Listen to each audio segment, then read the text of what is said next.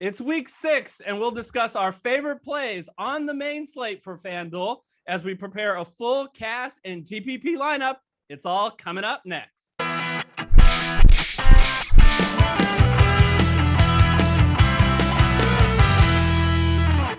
Hello, everyone. I'm Eric Lee. And I'm Michael Wiley, and we're the Fantasy Football Consultants. Michael, we are halfway through our 10-week qualification period where people can qualify to enter a free contest to win $200. Only 18 people are going to qualify, and we really got to give it up to all you guys who've been participating. Big ups to Brian Taylor for his Kadarius Toney pick, and I like Mank and Grola having the confidence to go with Marquez Callaway. So keep them coming. If you have not participated at all, it's not too late, but you better get going because the competition has been great for these viewer picks. Keep them going. Yeah, I love the participation. But, some of these folks still aren't subscribed. So please, if you are watching, subscribe. Hit the red subscribe button followed by the bell icon so you don't miss future videos. It really helps us a lot. All right, let's get into the studio and start with a cash lineup on the main slate for FanDuel. And if we're checking out the pricing, we always like to start at running back. And a lot of the big boys we like to pay for, we're going to pass this week. Derrick Henry is not on the main slate, and McCaffrey, Cook, and Elliott are coming off injuries. Specifically, McCaffrey and Cook I'm worried about because they haven't played for several weeks. So even if they do play, I'm a little worried about whether they'll be on a pitch count. So I actually do like Austin Eckler, but we're going to go elsewhere here. And how can we save a little money this week at running back? Yeah, well, Eckler's just a little too expensive, especially in a half PPR league, right? And that's part of it. I agree. He's been a stud, man. I tell you, if you saw that video of him doing the one-arm pull-ups, I mean, just like you gotta believe that guy is impressive. But let's go with someone who's not even on your screen right now. Let's go down a few dollars, and let's go with Jonathan Taylor. Now, if you watch the Monday night game, you saw that he's being used out of the backfield with the pass. You saw that he is getting most of the carries on this team. He got in the end zone twice. He's been getting in the end zone the last couple of weeks. And I think he's going to have a nice usage week against Houston. The game script should be for him to get the ball a lot. What do you think, Eric? Yeah, he's a home favorite, 9.5 point favorite, big favorite. We love that with running backs. And he faces a Houston defense that's not great at all. He's got a 26 implied total. And Jonathan Taylor is a guy that game script really does matter when you have a guy like Nyheim Hines who plays more when they're way behind. Just can't imagine them being way behind this week, 9.5 point favorites against Houston. So great way to start our lineup. So you know what? The other guy that we're going to get in our lineup is just way too cheap given his workload. Let's get in Antonio Gibson. Antonio Gibson he's the Washington running back, and he faces a Kansas City defense that really this year, Michael, has not been able to stop anybody. And Washington can put points on the board. I got to admit, I'm just a little nervous if Washington gets way behind. I'm not worried about them being behind by a touchdown, which is they actually are touchdown dogs. But if they get down by 2 or 3 touchdowns, that wouldn't be good. But I'm going to say that they keep this game somewhat close. And if so, I expect a big game out of Antonio Gibson. He's a former wide receiver. I still don't understand why they don't get him more involved in the passing game. I know they got JD McKissick who will come in on obvious passing downs. Yeah, I tell you, this Kansas City team needs to figure a few things out. I picked them as the Super Bowl favorite this year, and right now I'm feeling pretty sheepish about that pick because they've just looked bad. But let's remember they've also had a pretty tough schedule to date. I think that you're right. There's a little bit of concern here with this pick on if Kansas City gets out big, but if history of this year repeats itself, that's not going to happen. I think this Washington team can put up points. And so I like this pick. I think there's a pretty low floor here and some ceiling. So I think we go with Antonio Gibson. All right. Now we get our desserts for eating all our vegetables at running back and saving money. We can spend up at wide receiver. And when I talk about spending up, I'm not interested in Tyreek Hill this week. I'm talking about the number one wide receiver by far this year is Davante Adams. Look, the number one thing we want in a wide receiver is targets. He's first in targets this year. And we've been saying it. He's done all this incredible. Look at these numbers that he's done, all without scoring a lot of touchdowns. He only has gotten 2 touchdowns. And traditionally, Aaron Rodgers loves to look at him around the goal line. In fact, he came very close to scoring a couple other touchdowns over the last couple of weeks. Give me Davante Adams at $8,500. Yeah, I mean, and look, some of the teams he's playing here. I mean, even against the Niners, who have a pretty dang good defense, he's putting up points. And in crucial situations, he is a special talent. I've been watching him since he was at Fresno State. There's a reason he's number one, and it's not just because of Aaron Rodgers loving him, although that's a big part of it. It is because he is just a special talent. What a really high floor we have with Davante Adams. And after that collective freak out by average NFL fans, Aaron Rodgers looks great this year after week 1. Yes, he does. All right, where do we go from here? Well, can we afford Cooper Kupp? Because if we can, I think this Giants defensive backfield has looked pretty weak, and he is by far the go-to guy. Well, Senator Wiley, Senator Lee says, we don't care about price. We're just going to spend money and worry about the consequences later.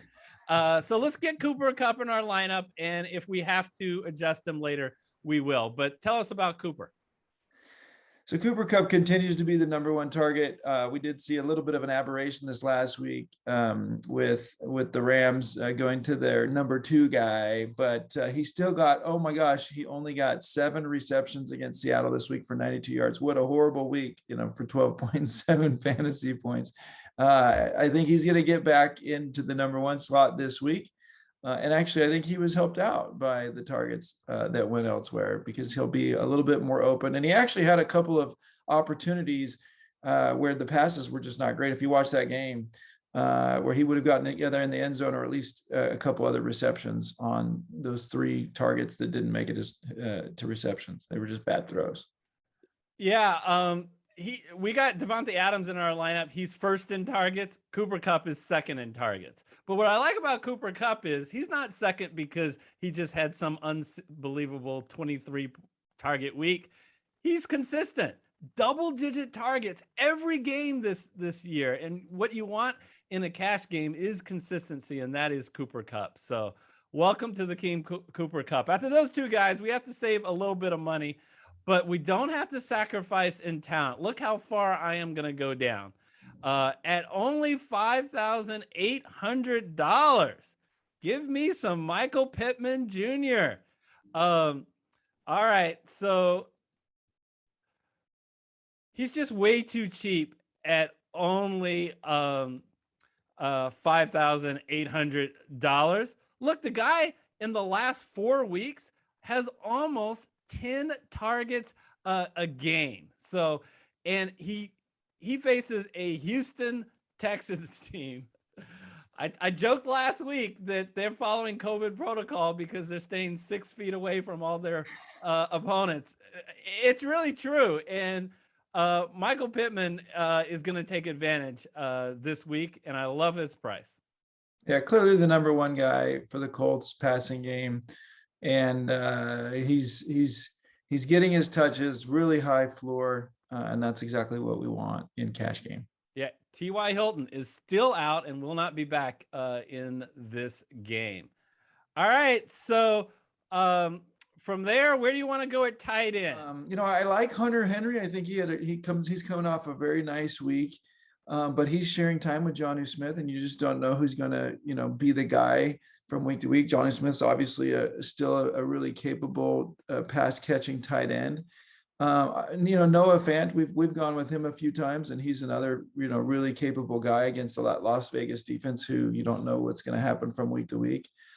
But man, watching what happened on Monday Night Football, I think it's so clear that Mark Andrews is the number one choice for Lamar Jackson. And this game script is going to require lots of passing to keep up with the Chargers. Mark Andrews not only gets a lot of touches, he's been, he got the touchdown and extra point touches in this last game. And I think we're just going to see that continue. He had a slow start in the first 2 weeks, but the last 3 weeks have been solid, and he will continue that. That's my opinion. What do you think? Yeah, love the pick of Mark Andrews. And you made the point before on DraftKings, and I agree 100%, is that his salary of $6,300, that'd be $1,000 more if that game had occurred, not on Monday night, but in the main slate. So let's take advantage of the discount, get Mark Andrews in our lineup against a Charger team that has just been awful this year, not on just only on defense in general, but specifically against tight ends. They're 31st out of 32. All right, so what are we going to do at QB, Michael? Well, I think we're going to go with the same theme that I just mentioned right now or you just mentioned in terms of taking advantage of pricing. So, I think Pat Mahomes is going to have a good week, but $9,000 is just too much. It's Lamar Jackson, who I really like against this Chargers defense. This game script is calling for a lot of points, and Lamar Jackson is putting up points, and he's also getting the credit for those points because he do it on the ground. He hasn't gotten in the end zone, I think, for the last few weeks on the ground, but he almost did a couple of times. It's not that he's not attempting. He may be dropping the ball on his way to the end zone, but that just means they got to move the ball again later. When the coach told him to get into the end zone, he forgot with the ball. Yeah. So, I mean, he's just a special talent. He's a fantasy football dream because of the yardage and the on the ground and in the air, and everything goes through this guy. Yeah, I like the pick, and he might even get his first round draft pick, Rashad Bateman, in back for his first NFL game, and that would be nice to have another weapon to throw to. All right, so we got 2 more picks, and let's see, we only have $8,800 because of the contract that we offered Lamar Jackson, Davante Adams, and Cooper Kupp. But we're thrilled to get all those guys in the lineup. And we don't have to sacrifice much in our flex position because, you know what? We're going to be able to get a guy who, is almost like a free square running back. He's not really free square because FanDuel knew about the injury. So I don't know why they didn't price him up higher. Let's get in at running back on the Kansas City Chiefs, Darrell Williams. All right. So we got to separate the people who know what's going on in the NFL versus the casual fans. Because the casual fans are going to look at the line last week of 5 carries for 27 yards and go, he's awful. What are you talking about? He's not awful. First of all, he only came in the game as the full-time back halfway through when Clyde Edwards-Helaire had his injury. He's on the IR, so he's out. He's definitely out. And you might go, what about Jerick McKinnon, Eric? Don't worry about Jerick McKinnon. Jerick McKinnon got 1 carry where Darrell Williams has 5. Plus, you can see when they had Clyde Edwards-Helaire, Darrell Williams was getting some of a role. Now, the other thing I think you need to watch out for is look who he had to face last week, the Buffalo Bills. This week, the pie gets a lot bigger against a Washington football team whose defense has proven so far this year they can't stop anybody, Michael. He's in a great situation in the sense that he has the highest implied total, Kansas City, of the week. I love this pick at this price. Yeah, and for flex, and especially in FanDuel, I really like to go with the running back because the half PPR versus the full PPR in DraftKings, and I think you're right. I mean, if this game goes according to plan, he's going to get plenty of carries, and I think the Kansas City Chiefs need to balance the game a little bit to improve their passing game. Let's talk defense, and as usual, Michael, we have to scroll down to the bottom because we haven't left them very much for defense. But I'm shocked at who is available. Okay? I can get a home favorite who's third in sacks for $3,600. Sign me up. Man, I do not understand why the Cleveland Browns are so cheap here. I also think Arizona takes chances. I'm not worried about the fact that they'll probably score points, but they throw the ball a lot. So I love this pick given the price.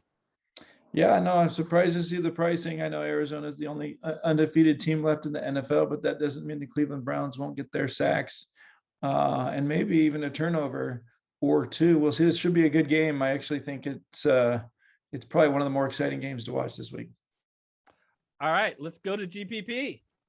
All right, everybody, this is our GPP lineup. We start with a stack. So we're going to take that from Jackson to Andrews and Hollywood Brown. Again, all three of those guys had huge games on Monday night. Their prices would have been higher. So let's take advantage of that discount and what I think will be a shootout. That is one of the more high scoring games on the main slate this week. And I'm going to do a little switch up and running it back. Most people would run it back with Mike Williams or with Keenan Allen. I'm going to run it back with a running back, Austin Eckler. Austin Eckler is a guy who always gets a lot of catches and involved in the passing game. So I think that's great to get him in the lineup, in a GPP lineup. All right. We already talked about why we like Darrell Williams. So let's talk about the wide receivers. We got two very high ceiling guys. Let's start with Brandon Cooks at only $6,500. You might be saying, hey, why are you going to go with Brandon Cooks? He didn't have a good game last week against New England. Well, remember, Belichick is really good at taking away a team's best weapon, and they did that with the Houston team. But look how tough that Houston has had it. They have played New England, Buffalo, Carolina, and Cleveland, all outstanding defenses, 4 of the 5 top defenses. Now they get the Indianapolis Colts, a defense that is injured. Remember, they lost their key safety, Ibrahim Campbell, and they also have 2 key cornerbacks, including Xavier Rhodes, who are in concussion protocol. And this is a short week that they're coming off of since they played Monday night. They may not clear concussion protocol. And so lots of opportunities. And that Indy secondary just looked horrible against the Ravens in the second half of that game. So I love Brandon Cooks to have a ceiling game this week. And let's get Terry McLaurin. You know, Terry McLaurin is someone who always gets a lot of targets. And because of his air yards, he always has the ability to have a huge game. And I expect him to get a ton of targets this week against Kansas City, which Kansas City will put points on the board. So game script wise, Washington should have to throw the ball a lot, but Kansas City also gives up a lot because their defense has really struggled this year. So give me Terry McLaurin. All right. Already talked about Mark Andrews and Jonathan Taylor. So the last thing is the Chicago Bears. I'm absolutely shocked that the Chicago Bears are $3,500. I was shocked that Cleveland is $3,600 in our cash lineup. I'm happy to get Chicago. We can't afford Cleveland, but give me Chicago. They are home and they're number 1, first in sacks this year. So give me them at $3,500. That is my GPP lineup. I really want to take this opportunity to thank all of you guys. We really appreciate your support.